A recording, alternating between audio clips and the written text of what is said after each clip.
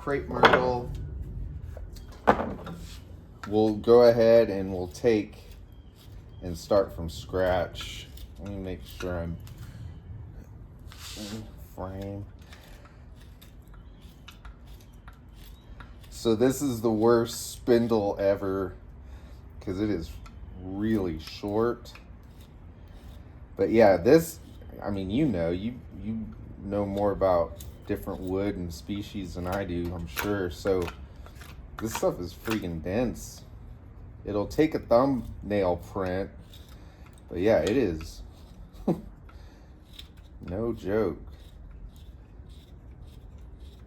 So I just want that pretty flat, and this isn't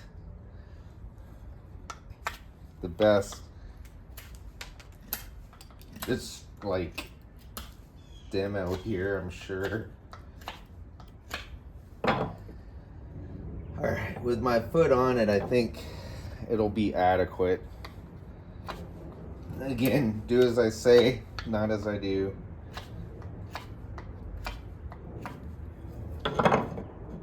Okay, that's pretty good.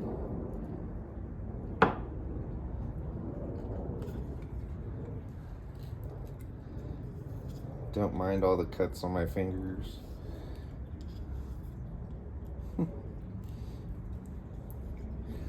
But yeah, I mean, this is the first wood I ever had success with, and it's because I saw that David West guy say, oh yeah, you can use crepe myrtle, and he did it, and I was like, well, I have that. I have a lot of access to that. So we have some in this yard. I have some at my parents'.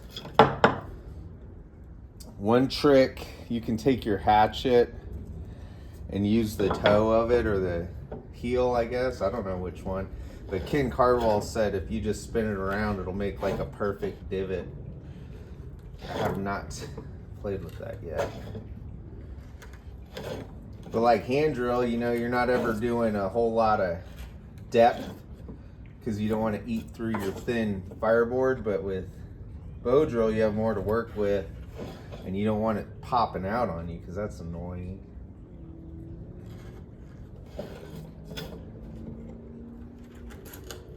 And of course, I forgot to get a little coal catcher. I'm just gonna make an ember, or attempt to make an ember. I'm not saying I'm going to, or not. So one thing I was talking about is like faceting this down, and since this is so dense, if you kind of step it for the last inch or so, it won't shoulder out because it's so hard. Now with your yucca, anything like that, it's gonna be not as good because you're killing your spindle faster. But I'm just gonna take this, and they say, like, I don't know, I hope I'm not annoying because I'm just regurgitating stuff. None of this is what I know on my own. But like the eraser side of a pencil for your spindle part, or your divot part, and then the lead of the pencil for your bearing block. I'm not even gonna get all this.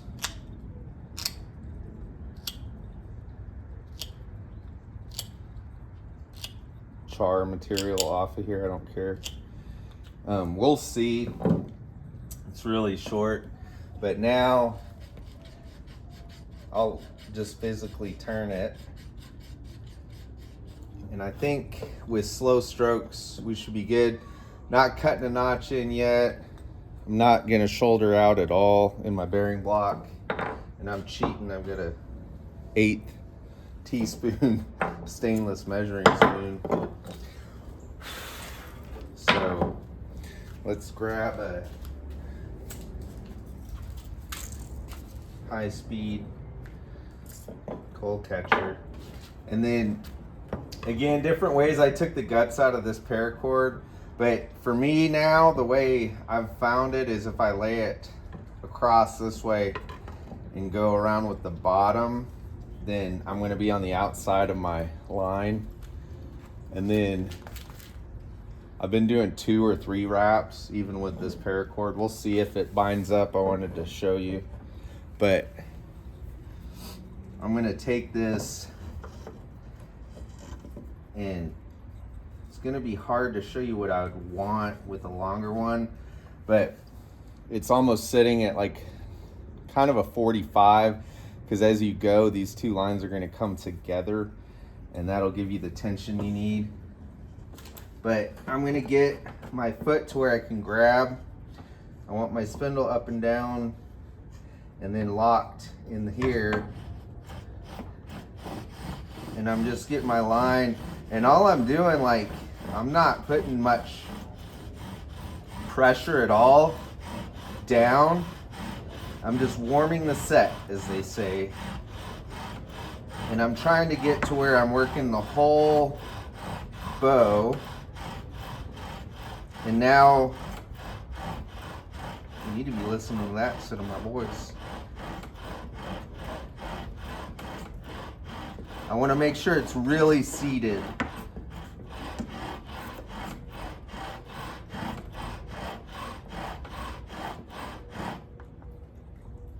So we got a good char.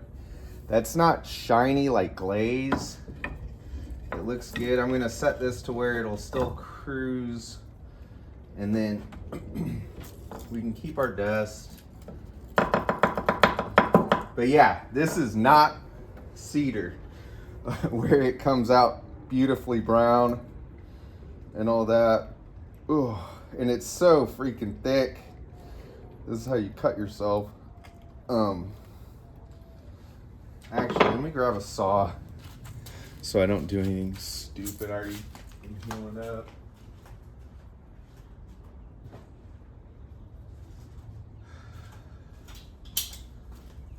Okay, let's get this on a faster trajectory.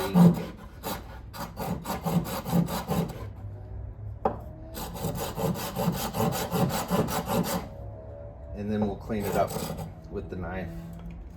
But some of this stuff, yeah, I don't want super big notches, too far back. That's where you're gonna play with what you like.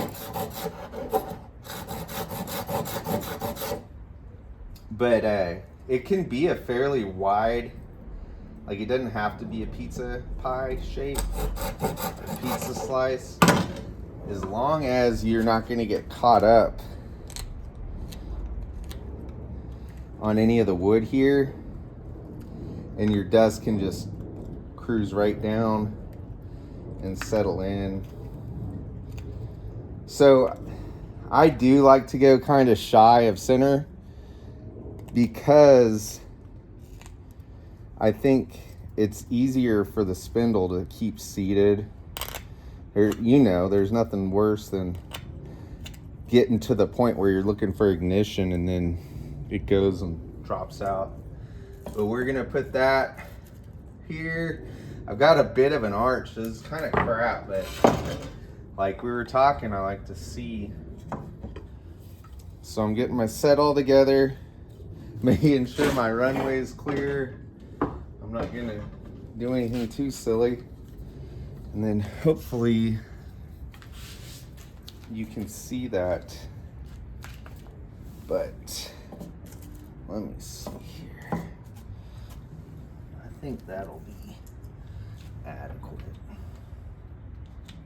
So I'm right up on it to hold, oh my gosh, hold the hearth from spinning out. That's the main thing. You don't want to lose anything and kick your dust out. And this is a real circus show here because I've got not a good set. All right.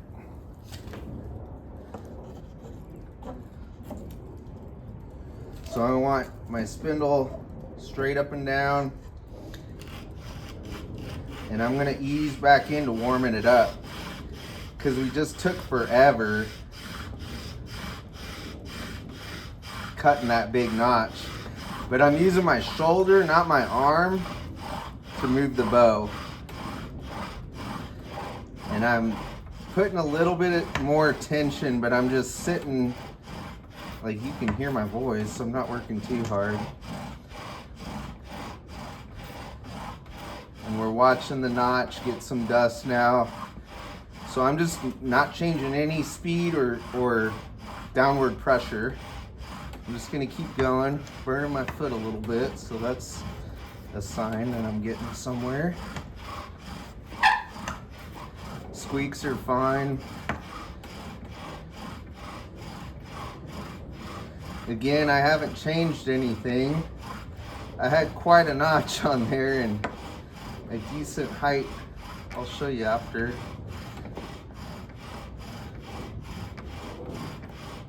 But yeah, like you were saying, it's kind of falling out. So now I think we're good.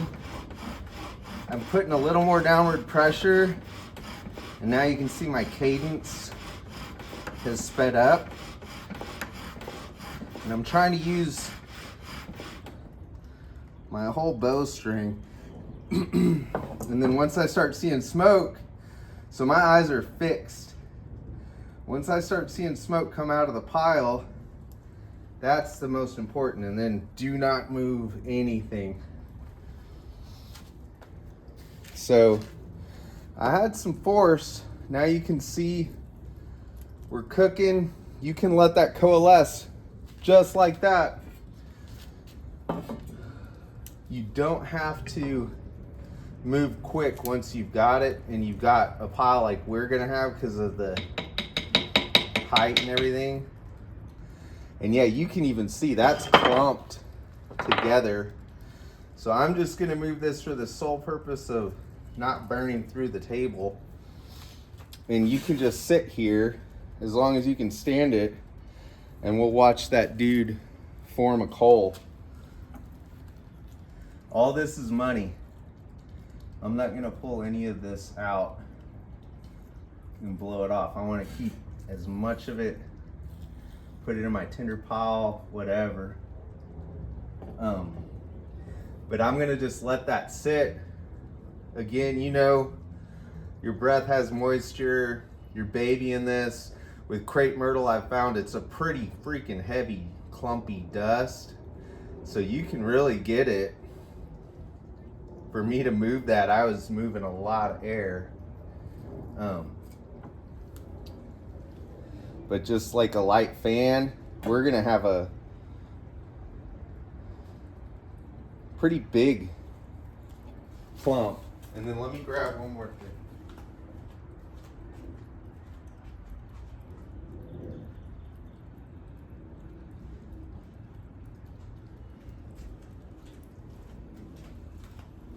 So I'm not sure what you're using, but for tinder, like obviously you see, if you follow any of my stuff, I got some wax jute in here, so I'm trying to not be cheating, but I've just been throwing it somewhere. Just some shavings, and then man, I got a lot of wax jute pieces. I've been making a lot of crap. Some yucca, but I'll use jute twine, and that is just so it doesn't fall through my tinder bundle.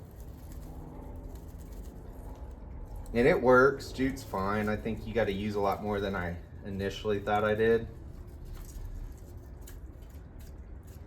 But you've been doing this stuff longer than I have.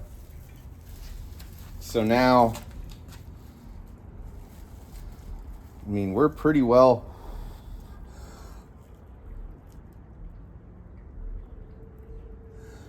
established.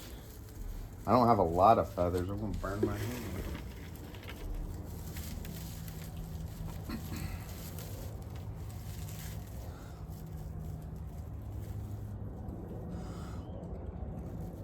And then I don't know how much you can do this guy. You can do all sorts of stuff. to get the air to it.